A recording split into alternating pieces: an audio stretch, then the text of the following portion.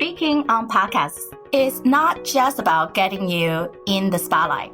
It's about leveraging different platforms to grow your network, reach your audience, and expand your healthcare business. In today's episode, we'll discuss 9 tips to create an evergreen marketing strategy where you can have a bootstrap budget for a millionaire marketing. Healthcare entrepreneurs, are you ready to rewrite the rules for your business so you can have more time off, a great team, and more income while creating a positive social impact? Then you are in the right place. Welcome to the Provider's Edge. I'm your host, Sabrina Rumbach. I am a provider, an international peak performance keynote speaker, and a best-selling author. Let's open the gateway to profitability for you today. My guests and I help healthcare entrepreneurs and startup founders like you break through barriers so you can control your business, control your life, and control your future. This is your defining moment to be a disruptor in healthcare. Welcome back for another episode. I'm your host, Sabrina Rumbach, and today we have Jennifer Longmore here with us. She is the CEO of Podcast Connector, connecting visionary and new thought leaders with aligned podcasts. And she is a 10-time best-selling author and sought after media personality. She knows the importance of a quick establishing oneself as the leading authority to build credibility, attract more media, and attract more aligned clients. She's also passionate about providing high-level platform expanding services to experts with a mission to change the world who simply need to get their amazing messages in front of those who need to hear it. Jennifer is also a serial entrepreneur, investor, and board advisor to various conscious apps in her spare time. When it's not coaching and teaching time, she is loving to spend time with her family, hiking, enjoying martial arts with her husband, and mining for crystals with her son. And she was just sharing some fun trips with me right before the show. So I'm so excited to have you, Jennifer. Thank you. I'm so excited. Plus, oh my goodness, let's talk about this set that you have. It is stunning. I need to take some tips from you. So we are going to get on that. Well, no, a big transition for us all start talking online, and some people have their drop down, right? Was like a fabric, was a plate, whatnot. I end up taking different advantages of my connections, people who are film artists, people who do design work, and then figuring out lighting. So my setup is actually really easy. I paint my office to this shade of dark blue that match some of the accents around the house. And then also blue is one of my brand color. And then just shine the light. And really like having those lights has been great. So yeah, this is my easy setup and actually not a virtual setup. One time I saw someone's background and it was a stunning living room. I was like, after we were done, I said, you have to tell me, did you design this yourself? It is amazing. She said, no, it's a Zoom background. Oh my goodness, I had no idea.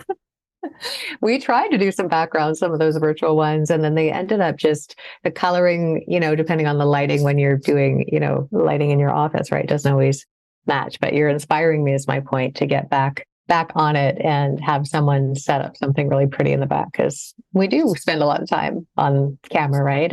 Especially in the world we're living in now. And so it is nice I do think it puts a nice bow on it, so to speak, right? When it looks like we've got the whole package together. So exactly. And especially today, we're talking about visibility and really show yourself with the world as that credible authority and where you are creating this amazing social impact in the healthcare space. You cannot be a hidden best gem. And we wanted to make sure you're not a hiding secret. We wanted to get the message out. But when we are speaking, when we're talking, we know people learn by visual. They see who we are and they are already formulating an idea about who we are. And therefore, we have to put our best foot forward. And a lot of nowadays, we talk about professionalism. It's not just hey, sitting in your bedroom, putting up your computer and just have a chat. Now, yeah, we understand some people don't have the ability to do that. But as we have been through COVID for the past 2 years, there's no more excuse of just sit there in a dark corner.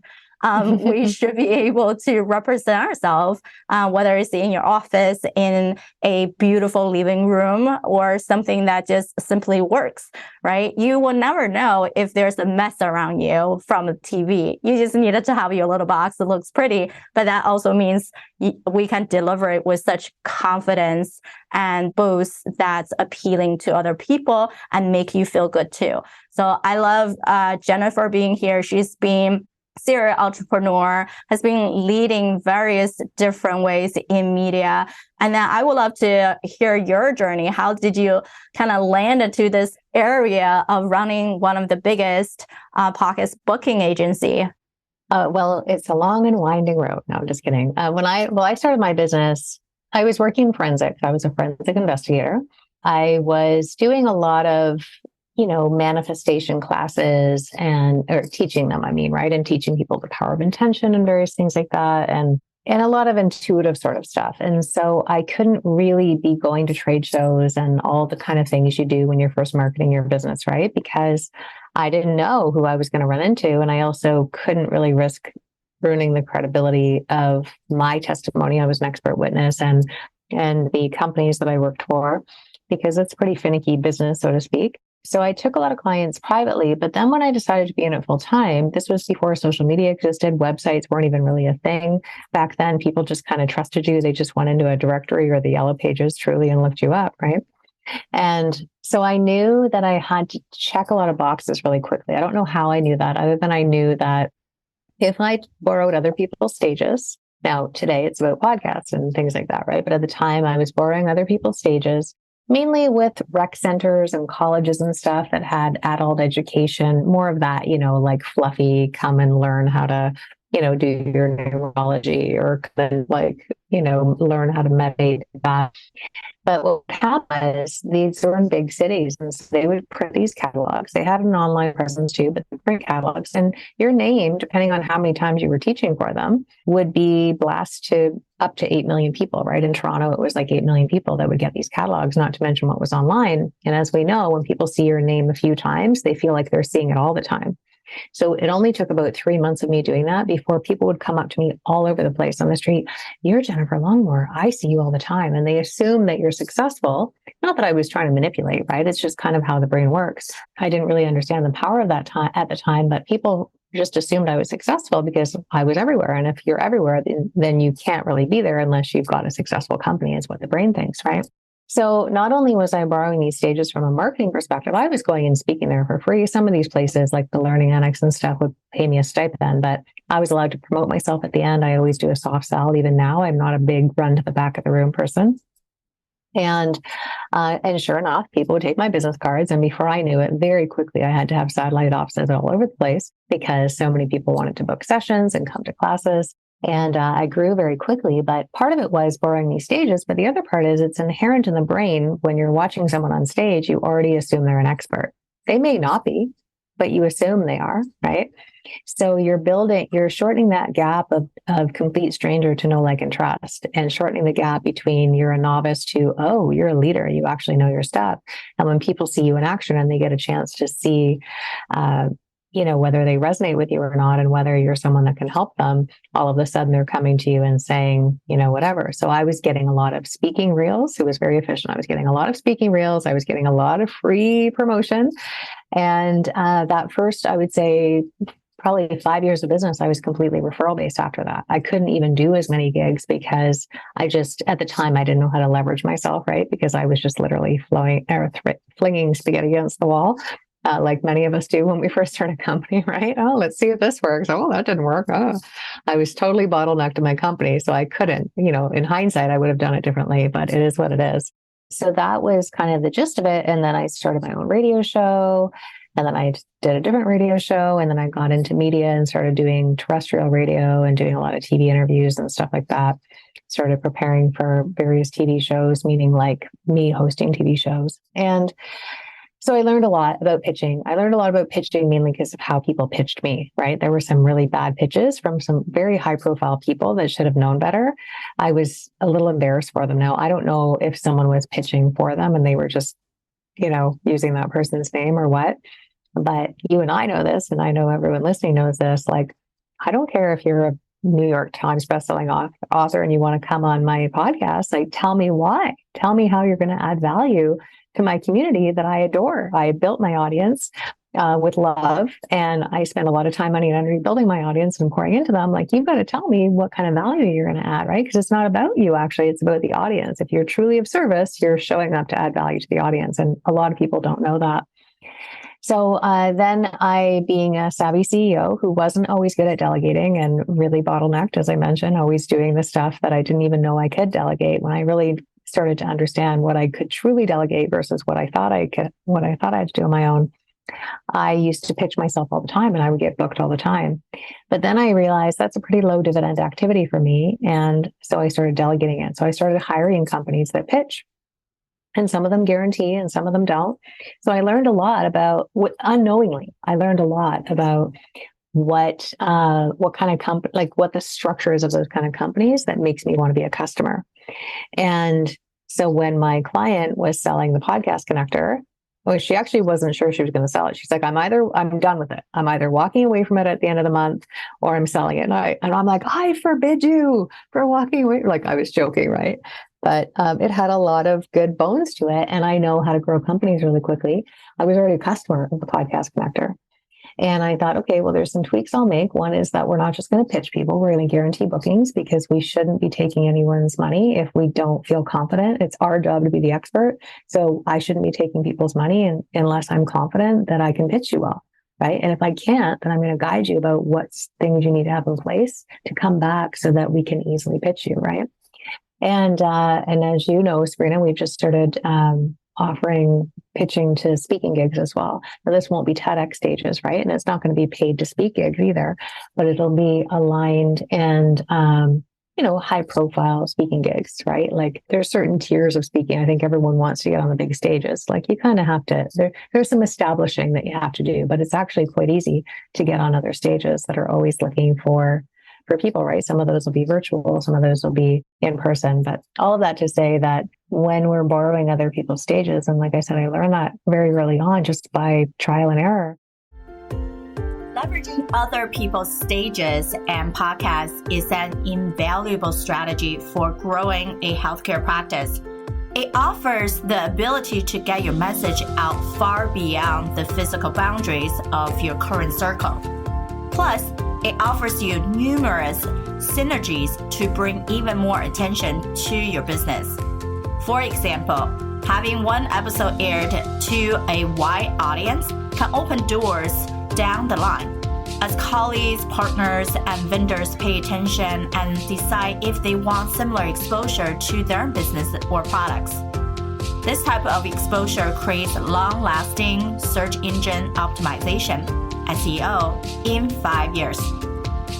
Those who listen now can still take away something from the podcast broadcast today. So don't limit yourself by thinking that you don't have anything meaningful to say on a global level. No matter how small, everyone has something valuable to contribute. Here's something to remember. If your inner critic is getting in the way of applying to speak on stages and podcasts, you are the expert. People trust your knowledge and advice. Someone out there is actively seeking guidance from you, and until you come out of hiding, they can get the help they need. If you're able to motivate yourself to get out there based on your goals, then think about the impact you stand to make when you take a chance on yourself. If you like today's episode, please share it with your friends and colleagues who are also healthcare leaders. They will appreciate you for supporting their professional lives.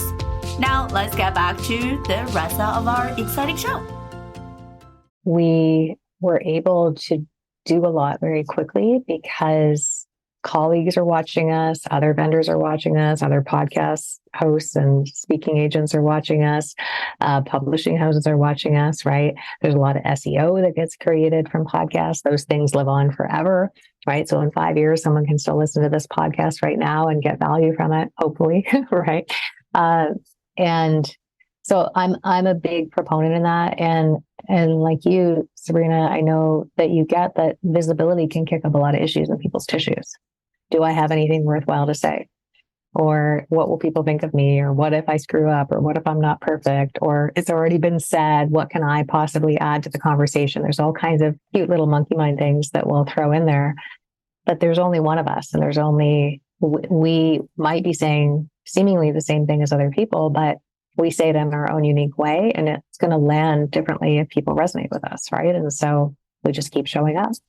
Exactly. And I think you touch upon on many major points is that when we are leveraging media, other people's stages, that's actually you start building a relationship with that host, with the event planner. And yes, for other people, when you're on stage on their show, they already have a degree of trust with that host. And therefore, they are trusting the host to select you as the expert. So even though they have no idea who you are, that familiarity bias give you a little boost up. And not just to say, hey, I met someone at a networking event. Do you know XYZ people that I should really meet, right? That's the immediate exposure. And that's the exposure to potentially hundreds of thousands of people, whoever's following and having the download number for that show. And something else that I definitely also teach my clients of these healthcare entrepreneurs who are ready to be known, right? Having bigger impact for people to really support them on their mission. Now, it's on building those relationships, not just to leverage other people's stage and be done with it. You should become in partnership. How are you creating win-win situations? And in those situations, it could be that the hosts love to have iTunes reviews or even LinkedIn reviews recommendations. How else can you support them by bringing in more listenership or other ways that they really truly want to be supported? And I think that's one thing when we get these bad pitches to be on the show, and then you have seen, I feel like these people have no idea what's being pitched. And sometimes they have something that has nowhere near what that show is about, and they just blindly doing it. And now I even have even my show that we rebranded, have a new name, and they were still using a name that had more than a year ago.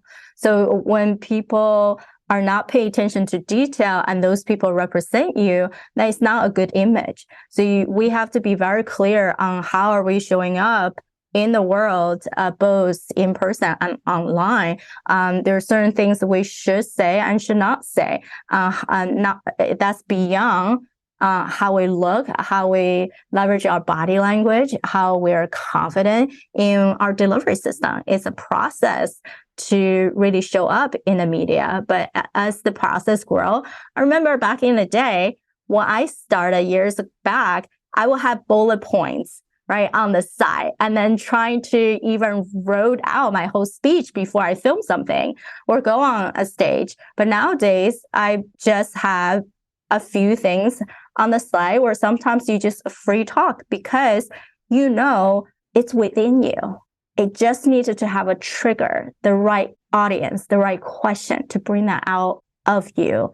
And instead of worrying so much about what people are going to judge us from what we said, it's really about the message that people need to hear. Absolutely. And I love that you share that, it's from owning this company, and I already would have had insight, but it's I have a duty of care to everyone that we're serving, right? And the host, we don't they don't pay us to pitch to them. They're getting a great deal, right? Because we're actually helping them. I mean, they're helping us, don't get me wrong, but we're bringing them high quality people that are going to share their interviews, and they're getting essentially free marketing from that, right? But we have a growing list of, I think we're up to about 5,000 very highly curated podcast hosts in all kinds of different industries at this point. And if we don't have them, like let's say someone's in a very niche industry, we'll go find them. Like we know how to do our research, right? As someone that was a consumer of the service, I would be mortified if I saw some of the pitches that I get, and I know you get, Sabrina, right? Because you assume someone's an extension of your brand and representing you in a way that's reflective of whatever. So when I get pitches for like insurance brokers to come on my 7-Figure Club podcast, when they haven't really paid attention to how I do it, and I can tell they're just pitching, right? And just, again, throwing spaghetti at the wall. I know it's not the person doing that, meaning like the person that's being represented, I know they have no idea how they're being represented, but they're paying that company good money to pitch them. And if they're paying a company that's only pitching, all you have to do is show you pitched, right? And pitches mean nothing to me as a customer. I don't need you to pitch me. I need you to get me on shows. That's what I need you to do, right? And so therefore I need you to pitch me successfully. Having a successful podcast appearance isn't just about having a great conversation during the episode. It's also important to develop a genuine professional partnership with the host afterwards. A great way to further nurture this relationship is to leave a review on LinkedIn or podcast streaming platform after the show airs. By taking 5 minutes out of your day to do so, you can give your partner the validation they need and show them that you truly care about their success. The extra effort will not go unnoticed and will create an even stronger connection between yourself and your partner. Now, as the owner of a podcast pitching company, and by the way, I have my company pitch me still for my other companies, right? Because like, of course, I'm going to take advantage of that service. But, you know, we need to make sure that we're keeping the host suite on us so that we can keep pitching people to them. So we're not sending them people that are going to be one-sided in their conversation or being takers, like you're kind of alluding to, right? Or people that don't really value relationships, right? Like I know you and I are very similar. I really prefer relational interactions. I don't appreciate transactions. I get that sometimes transactions are necessary, right?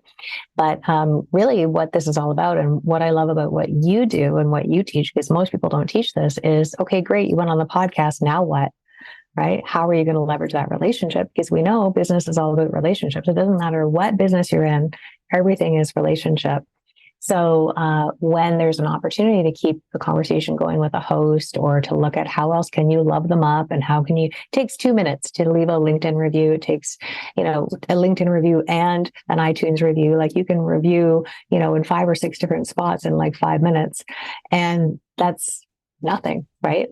It's nothing for us. 5 minutes, it's everything for the host, because if they get, 50 of those in a month, right? Like, wow, that's going to be doing a lot for that show. And then on top of that, it serves you, because if you've been interviewed on that show, you're only adding to getting more exposure on that show anyways, right? When the SEO increases and stuff. And I know we don't do it for that reason, but the person that I bought the podcast company from, I was on her podcast. I was pitched by a different company to go on her podcast. She checked me out and she decided that she wanted to hire me to be her coach. So at the end of our interview, she said, do you have a few minutes? I said, sure. I had no idea what was coming. And she said, I want to work with you. Here's my budget. How can we work together? And I said, well, that's great. Let me put together a proposal for you. And we started, I think maybe even that week. And she's been a client of mine for a few years. She started the podcast connector, and she had it for about 6 months before I even knew she had it as a company. She just never brought it to any coaching calls with me, right? So all of a sudden she said, I don't think she had a lot going on. It's not that she didn't like what she did, but she's very established in the podcast world. So people kept going to her and saying, hey, can you hook me up with this person? And then she thought, wow, this is taking a lot of time. I'm going to start charging people money to get them pitched on podcasts, right? And then it actually became an official company that's now got a registered trademark and so on. You never know what's going to happen with the host, is what I'm saying, right? Because they're running a podcast because they want to help people. It's always a given that we want to help people when we're doing podcasts. And then from a business perspective, we're wanting to market our company, right? And we're wanting to add value and create more visibility and create more traction for ourselves, right? So how can we all play together to make it really, beneficial for everyone, like you said, and make it a win-win-win for everyone? Right, exactly. It just like many speakers that I interview, they're healthcare professionals, found a problem within the space, and therefore they built a program, a technology, some type of solution for that problem. And then they start seeing, oh, I actually enjoy speaking about it. I can teach about this topic. So they start getting on to podcasts or other media resources. And they start seeing good growth from that. And because we know statistics have shown us, people who are podcast listeners, the majority of them have at least college degree. So that also shown these are intelligent people. And it also help us to know that when we are outreaching, what are the audience? Who are them that can best convert into the client to us? And based on what we're doing, podcasting has been a great platform. Just like when people are very heavily, like myself, leveraging LinkedIn to repurpose my podcast, to turn it into my TV show reruns. And because we know LinkedIn, same thing, majority of people have high level education, and people are actually see it as a professional platform. They're going there to connect and learn, just like what podcast does. And then definitely, Jennifer, I wanted to hear your perspective on why picking podcasting versus doing TV segments versus print publications, other things out there.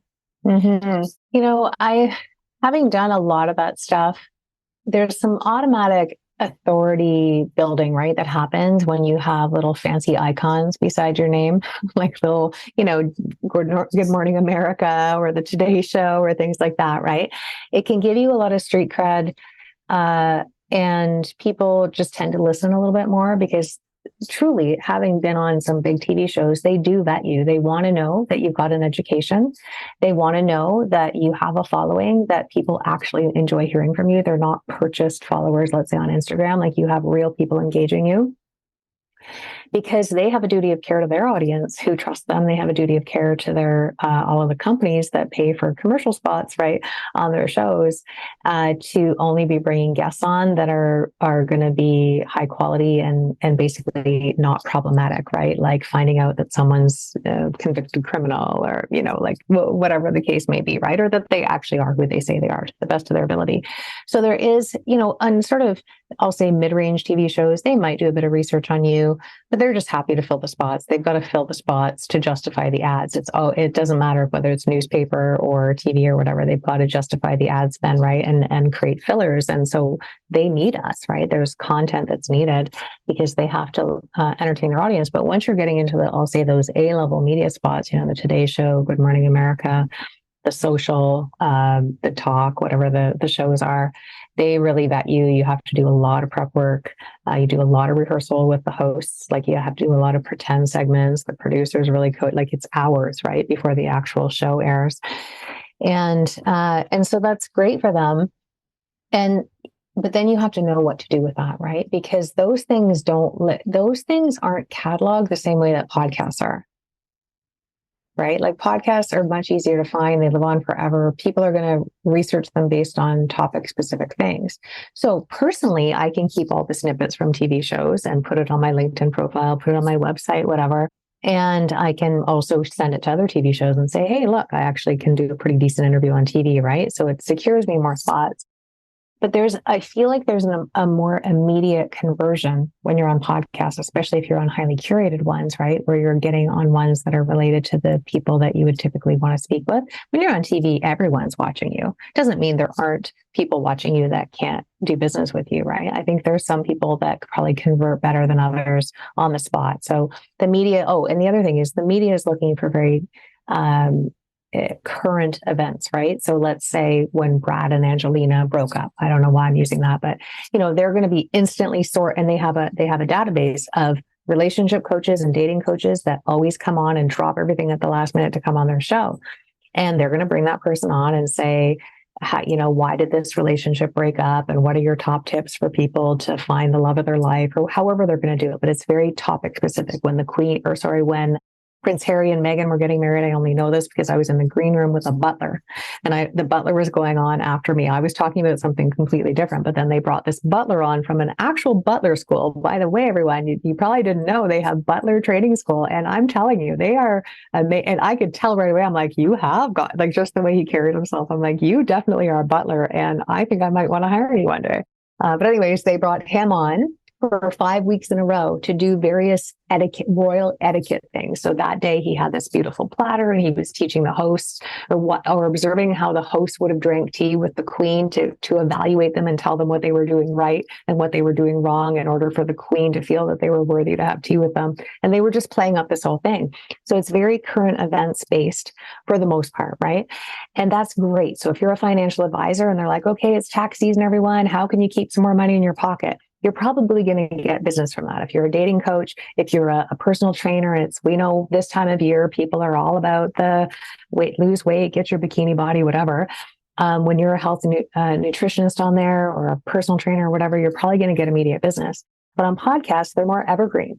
Yes, they can be topic specific, of course, but they're more evergreen topics, right? So you might have someone come on, Sabrina, that says, here are the top 5 ways to pitch yourself for free on a podcast, right? That is always going to be a relevant topic, or at least for the foreseeable future.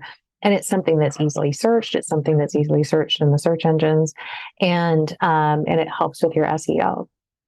So correct. It's a little easier to travel your signature talk around, right? When you're on a podcast, it's more challenging to do that on the media, because they have to keep tying it into what do people care about right now, and what are the current events that the media has to fill, because they're usually having to fill a category for health and beauty, for entertainment, for politics, for, health. There's a gazillion, right? But you get what I'm saying. Whereas podcasts, I mean, you could talk about, I don't know, like porcelain dolls. I bet you there's probably a podcast on porcelain dolls, and they're going to have experts on how to paint the eyes properly or how to get the hair. Who knows, right?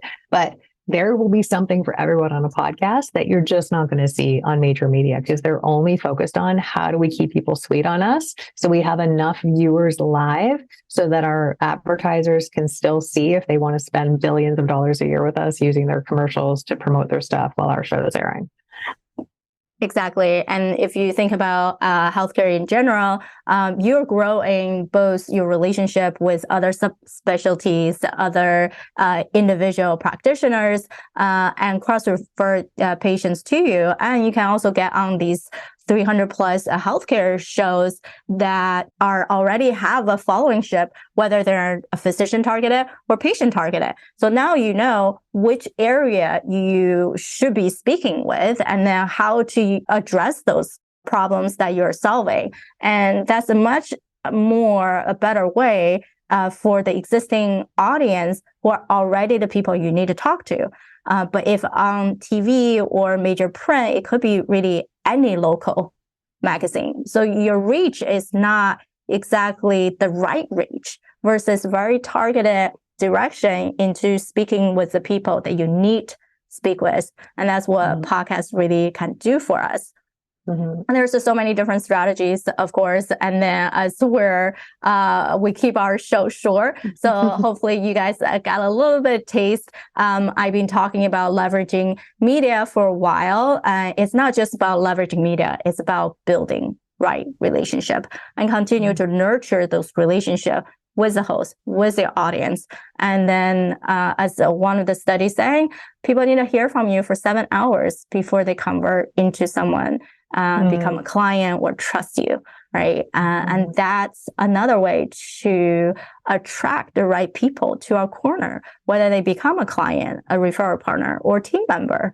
And we need to be able to do the best we can to really validate who we are, keep the core of how we want to show up to people, and then do from a media perspective, because as Jennifer says, these things are evergreen, so they can be picked up years later, and people will still say, "Oh yeah, I heard you on this, right? And just like many people have come to me saying that, hey, yeah, I'm binge listen to your show, or I love what you've been posting and been following for a while.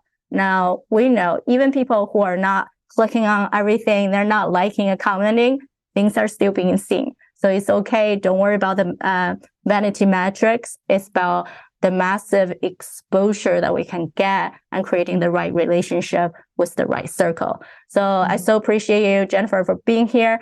What's the best way people can get in touch with you? Well, thank you for having me. Yeah, it's there's so much to say, and yet, we've kind of said enough at this point, right? So what I'm going to recommend actually is we have a free resource right on our website, thepodcastconnector.com, and there's an ultimate pitching toolkit. So we've literally put templates in there, sample templates of how you can pitch yourself to shows and how you can do the research and how you can get clear on, well, what is the message I'm going to be traveling around for people that want to do it on their own. And then of course, once you're on that site, if you realize, like I would, and many CEOs, like, oh my God, I'm going to tell myself I'm going to do this. I'm not going to do it. I'm just going to hire someone else to do it. As I mentioned, we guarantee bookings and we're very affordable. So you're welcome to apply as well. But if you just go to thepodcastconnector.com, we've got a lot of cool things on there. Plus we have a podcast with things like, how to be a great podcast guest. And we give people a lot of really high value tips. So because we really want to be of service. We want the messengers to get out there and be able to help way more people. And so we want to set people up for success. Yes, everyone go to podcastconnector.com.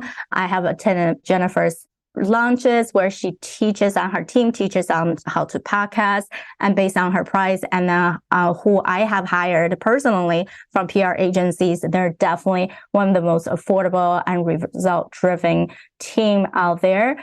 And I appreciate you guys for joining us. Until next week. In today's episode, we discuss the 9 tips to grow your business in the healthcare space through podcast appearances. If you stayed tuned to this episode, most likely you have a natural curiosity and love for podcasts, to the point of envisioning yourself promoting your messages and your healthcare business on a few of them. To recap, number 1, podcasts offer a great opportunity to nurture your platform and spread your expertise far and wide. By focusing on creating interesting and engaging content, you can leverage media by using podcasts as an evergreen strategy that people can enjoy today, tomorrow, and 5 years from now. It's also an incredible, powerful tool when it comes to SEOs too. The continued outreach of your content over time enables even more people to discover it, adding increased value to both your platform and your effort in the long run.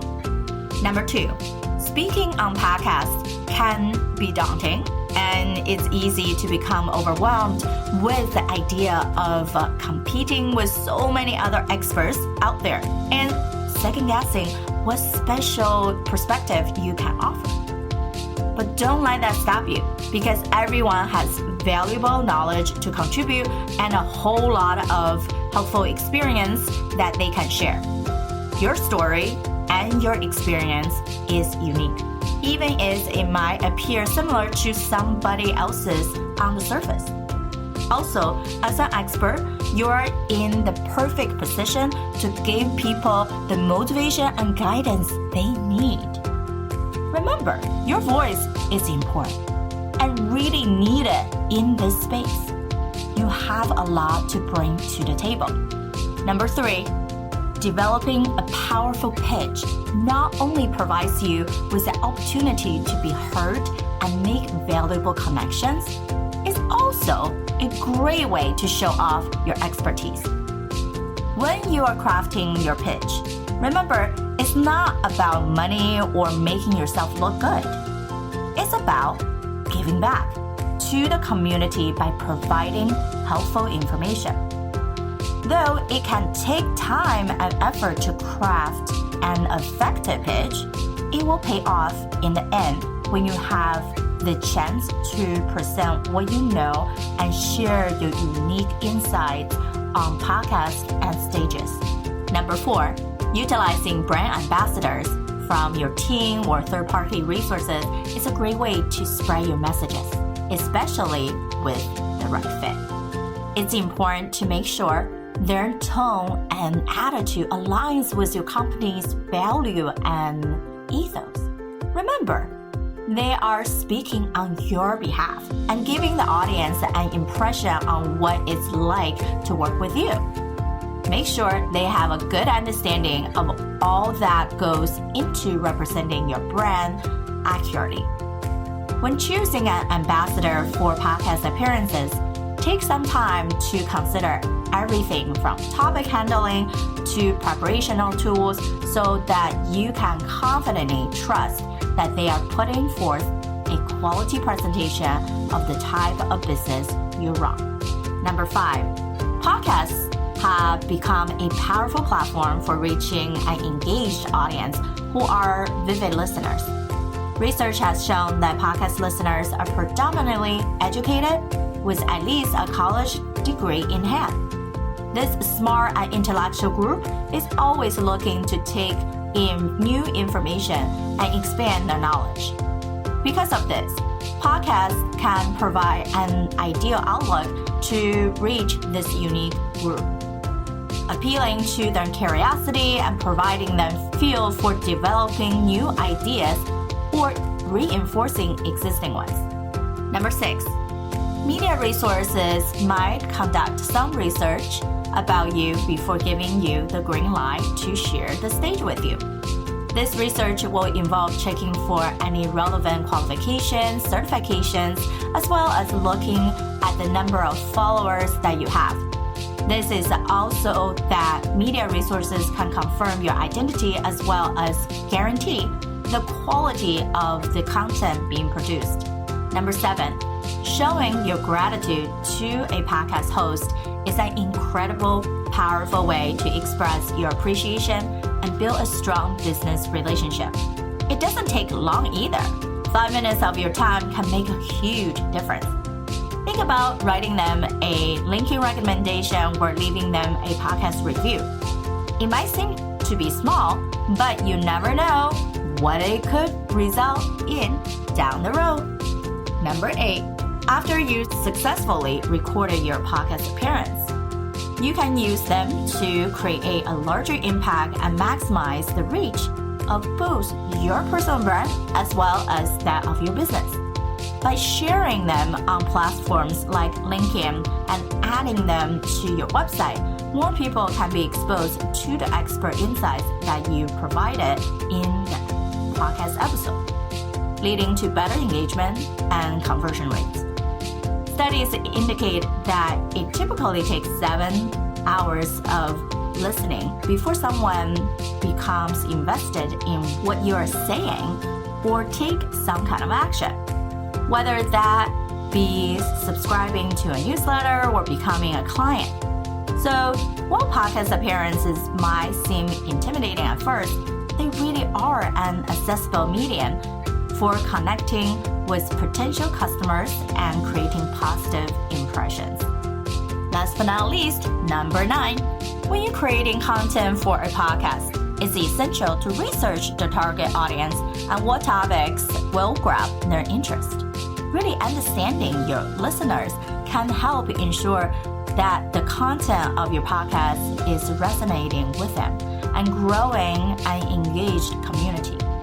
Additionally, staying up to date on current events makes it easy to add in relevant topics and stories on top of using the latest language keywords that reviewers are searching for. This helps boost the SEO value of your appearances, allowing more potential listeners to come across your episode when they are searching online. I hope you liked today's episode. If you're listening to me right now, odds are you're frustrated by how healthcare businesses are running today. I'm with you. I'm looking to change the conversation that we are having in the healthcare industry. It starts with me and it starts with you. I want to connect with you and get to know your struggles and success within the healthcare industry. Visit sabrinarunback.com/connect, where you can send me a direct message. I think there were a lot of things in there. I look at the chart of the desire zone because I was taking on too many things. I was doing too many things outside of my desire zone. And that allowed me to hone things back into the direction where they should be. What was some other things? Our first call that we ever had, there was a quote that you gave me from the Dalai Lama.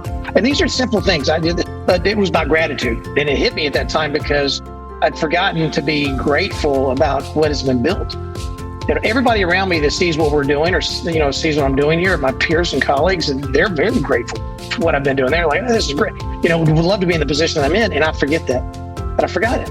So that was another one. And then what was some other stuff?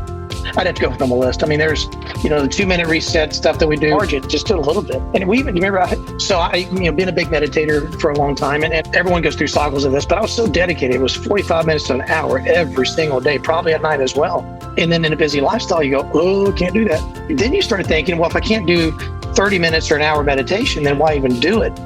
But you're teaching people to do 2-minute meditations, which 3 2-minute meditations throughout the entire day, 6 minutes total, in my opinion, is better than doing 45 minutes an hour every other day. It just made more sense. And it was so much easier just to kind of center myself back in and go back at it. So, and one thing now, I'm going to have to do a plug here, is this. Yeah, and I was going to do this, didn't you? So this clock right here has been, I don't know if yours is next to you or not, but you held this up for me one day. And we're talking about time blocking, time blocking and everything else. I said, where is that? So I bought it on Amazon, and it has the clock of the 5 and 10, 15 minutes and so forth. It is awesome. And so when I started using this thing, I started realizing oh my gosh, when I'm actually tracking my time, I've got a lot of it. When I'm not tracking my time, even if you take a 5-minute break to surf the internet, it's 15, 20 minutes later, the time goes fast. So it's been fantastic. I can get so much stuff done in a 15-minute period. It's crazy.